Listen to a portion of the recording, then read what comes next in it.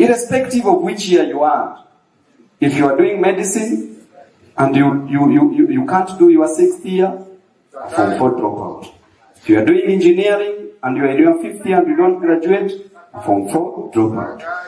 If you do actuarial science or economics and you reach your 4th year, 2nd semester, and you don't graduate,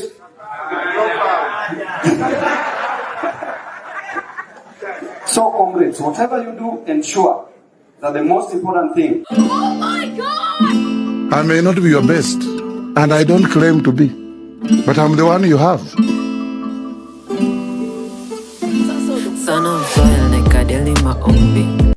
We are here because of education. Were it not for education, I would have never come to Nairobi.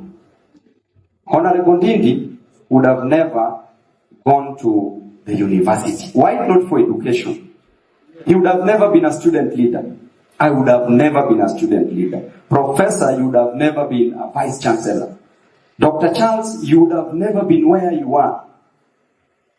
Brian, you would have never been here and where you are working. Were it not for education, we would not be seated here today. And therefore, the most important thing that we must respect is education. The roots of education are very bitter, but the fruits are very sweet.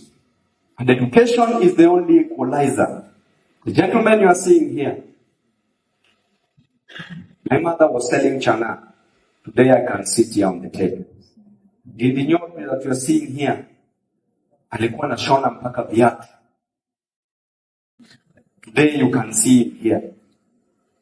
If you listen to the story of Professor, where he came from, very humble background, today is seated here.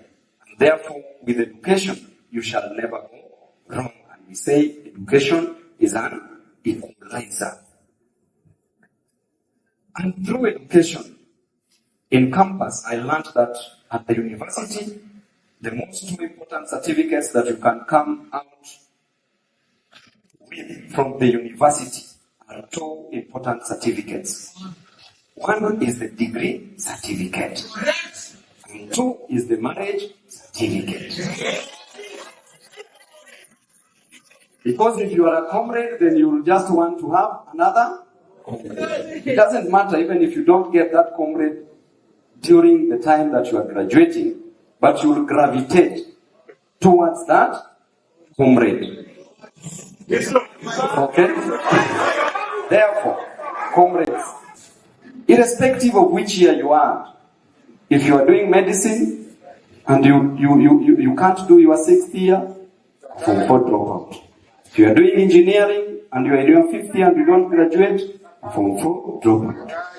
If you do actuarial science or economics and you reach your 4th year, 2nd semester, and you don't graduate,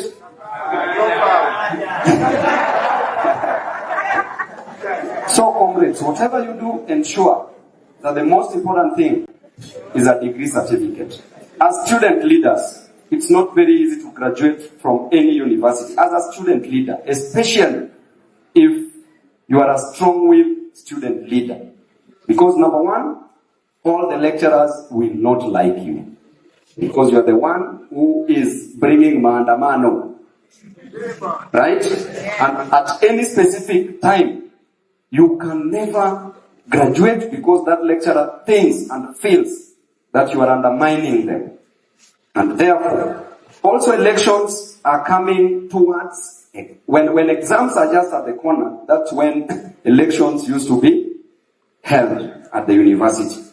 Professor Kiama that you are seeing here today conducted my 3 elections in Sonu. He was the electoral chair and conducted 3 elections. And that's why, Professor, I don't see the reason why anybody should intimidate you, because you've seen the worst.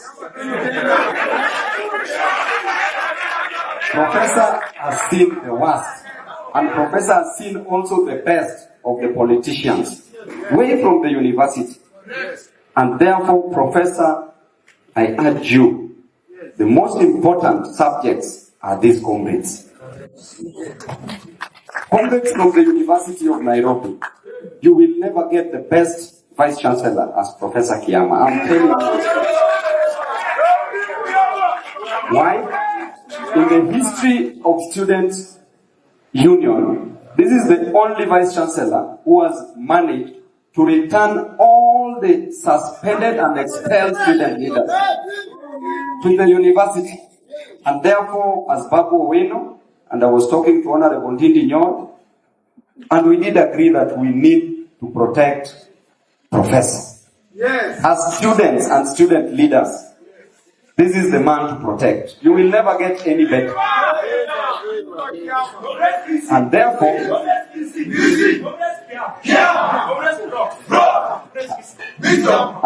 if I come back to the topic that I was discussing, as a student leader, what will you be remembered for?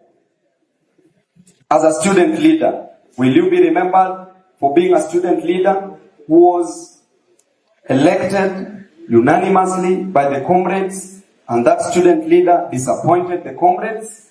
Or will you be a student leader who will be remembered for having fought for the students who elected you?